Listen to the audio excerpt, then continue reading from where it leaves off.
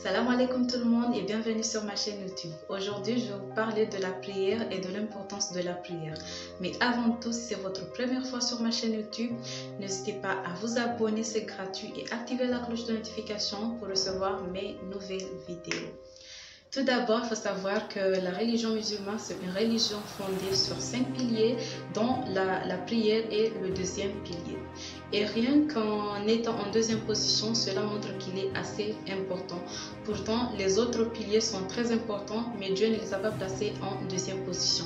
Comme quoi, par exemple, comme le mois du Ramadan. Le jeûne du Ramadan, c'est un mois béni, c'est très important car c'est le mois où on a descendu le Coran, c'est le mois où Dieu prend le relais et écrit nos actes lui-même, c'est le mois où Dieu a décidé d'emprisonner les djinns et les shaitans pour ne pas qu'ils nous influencent à faire le mal ou à tomber dans le blâme.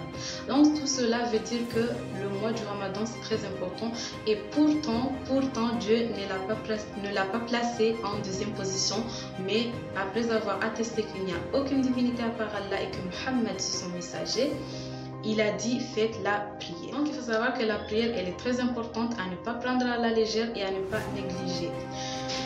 Cette prière, pas que le côté religieux, mais il a des bienfaits sur notre santé. Comme au moment où nous faisons les mouvements, nous sommes en train d'étirer les articulations, les muscles, les ligaments, les tendons, tout ça là, et ça facilite aussi la circulation sanguine. Vous savez qu'au moment où nous sommes en train de prosterner, cela va lutter contre les maux de tête, les spasmes, les sinusites, et ça peut aussi lutter contre la maladie d'Alzheimer. Comment? Il faut savoir que l'atmosphère, ça libère des électrostatiques, et une fois que ces électrostatiques parviennent à l'être humain, ça se place plus précisément dans le système nerveux central. Et au moment où nous sommes en train de prosterner, que le front est en contact avec la terre, cela permet à la terre d'absorber ces électrostatiques, en quelque sorte de le détruire. Donc il faut savoir que la prière ça a des effets positifs sur notre santé. Maintenant, côté religieux, il faut savoir qu'une fois qu'on a perdu la prière, on a tout perdu. Une fois qu'on ne prend pas la prière au sérieux, qu'on n'est pas ponctuel sur la prière, c'est foutu pour nous. Et une fois qu'on est bien recadré sur la prière, qu'on est ponctuel, qu'on respecte la prière, qu'on est à fond et assidu sur la prière, cela veut dire que nous avons gagné le pôle. Comment? Il y a une hadith prophétique qui dit que le jour de la résurrection, la communauté du prophète Mohammed sera reconnue par les marques des ablutions. Ça veut dire là où les ablutions passaient, ça va briller. Et lorsque, par exemple, il y a quelqu'un qui ne faisait pas la prière, cela veut dire qu'il n'y aura aucun endroit sur lui qui va briller. Ce qui va être un peu compliqué pour nous. Donc, il ne faut pas blaguer sur la prière, il faut être assidu sur la prière et respecter la prière et le faire ponctuellement. Et aussi, ça peut offrir le paradis comme ça peut être le contraire. Je ne veux pas dire que vous allez aller en enfer parce que c'est pas moi qui fais entrer les gens au paradis et en enfer, mais ça va être compliqué car il y a une hadith prophétique encore une fois qui dit le jour de la résurrection, la première chose qui sera jugée parmi nos œuvres, parmi nos actions, ça sera la prière.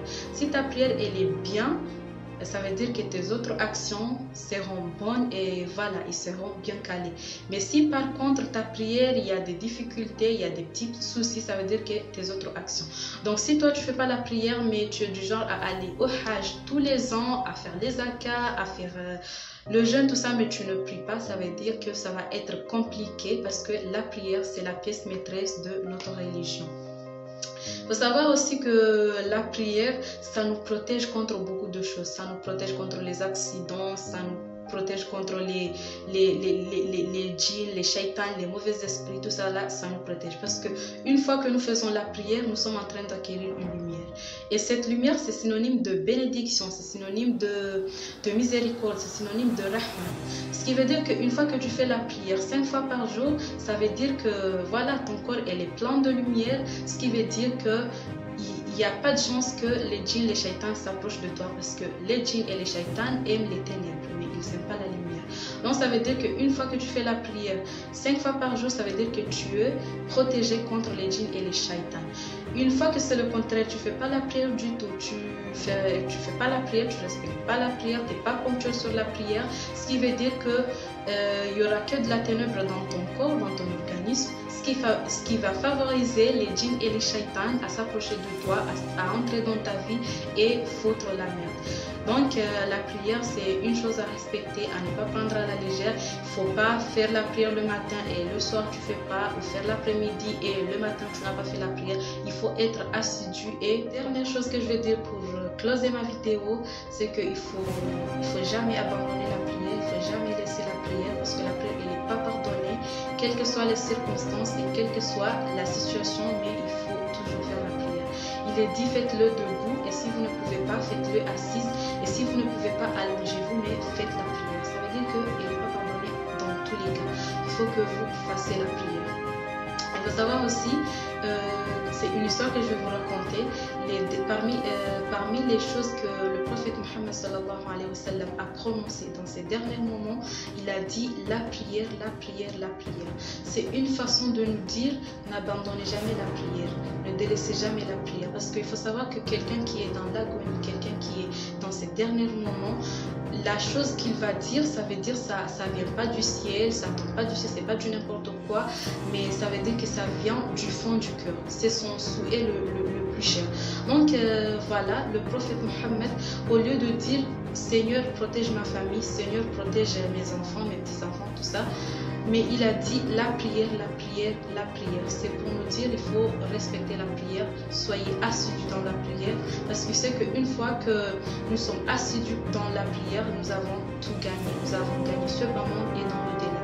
Et une fois que nous allons perdre la prière, c'est fini pour nous. Nous allons avoir de gros regrets dans ce moment et dans le délai. Donc voilà, c'est la fin de cette vidéo. J'espère que ceux qui vont voir cette vidéo vont se remettre s'ils n'étaient pas à fond dans la prière. Et s'ils étaient du genre à prier le matin, ne pas prier le soir, prier l'après-midi, ne pas prier le matin, qu'ils se réorganisent et commencent à faire la prière correctement et ponctuellement. Voilà, c'est la fin de cette vidéo. Si cette vidéo vous a plu, n'hésitez pas à liker, commenter, partager, mais surtout abonnez-vous à ma chaîne.